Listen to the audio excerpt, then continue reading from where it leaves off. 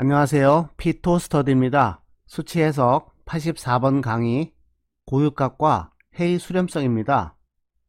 연립 방정식 AX는 B는 고유값을 구하는 문제와 관련이 없어 보입니다. 반복법을 이용하여 이와 같은 매트릭스를 정의하고 해를 구하죠.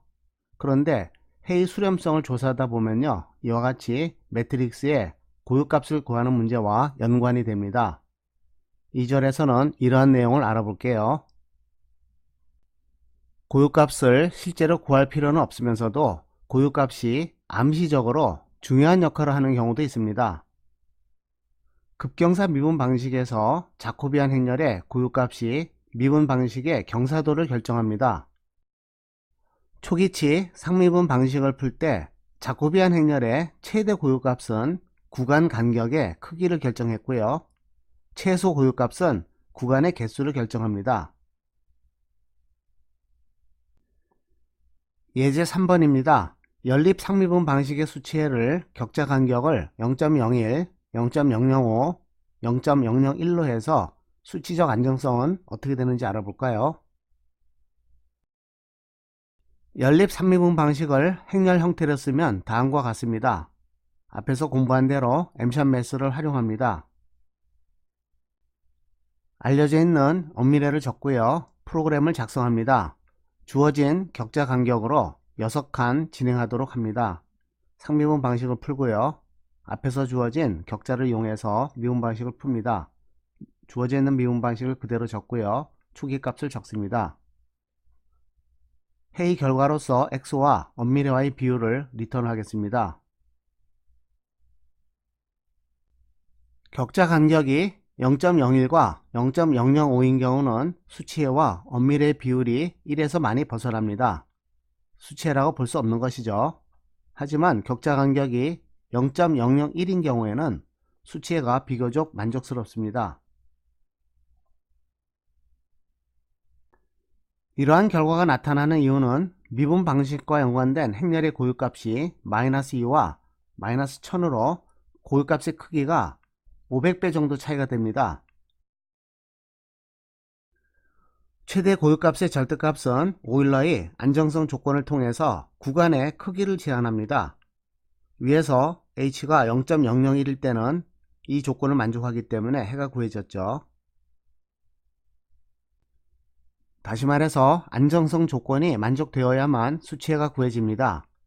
하지만 최대 고유값이 영향을 미치는 구간은 아주 짧습니다. 이후에는 최소 고유값이 영향을 미치고요. 이것은 구간의 개수를 결정합니다.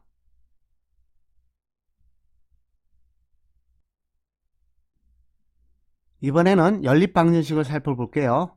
반복법을 이용해서 연립 방식을 푸는 경우에서 고유값 문제가 나타납니다.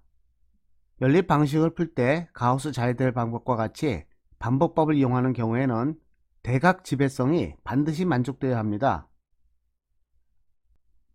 이와 같은 반복법을 통한 해의 수렴은 관련된 행렬의 고유값 분포에 크게 영향을 받습니다. 예제 4번입니다. 2x2 행렬에 대한 연립 방식인데요. 오차를 정의하고 오차의 절대값이 10의 -7승 이하가 될 때까지 반복법으로 해를 구해보겠습니다.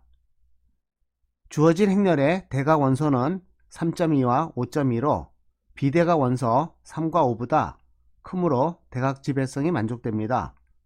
따라서 반복법으로 반드시 해를 얻을 수 있겠죠. 그래서 반복법으로 해를 구해보겠습니다.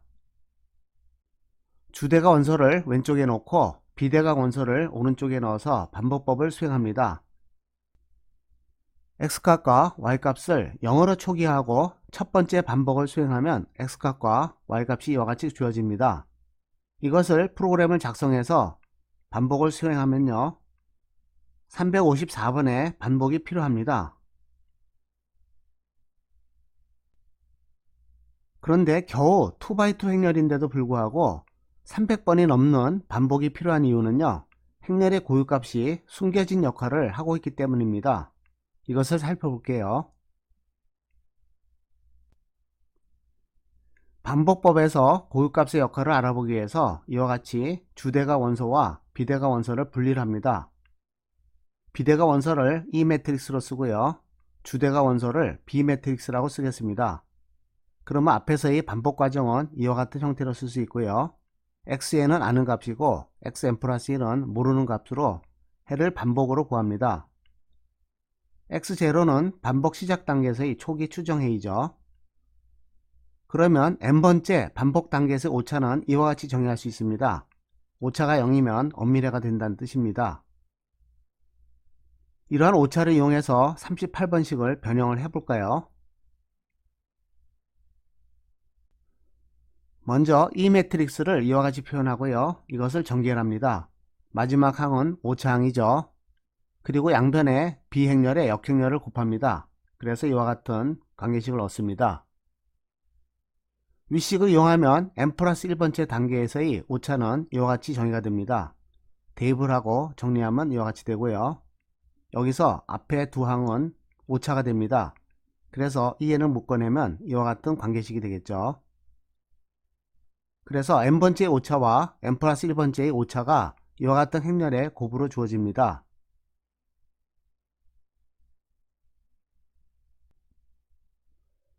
만일 행렬 B를 A의 역행렬로 선택했다면요.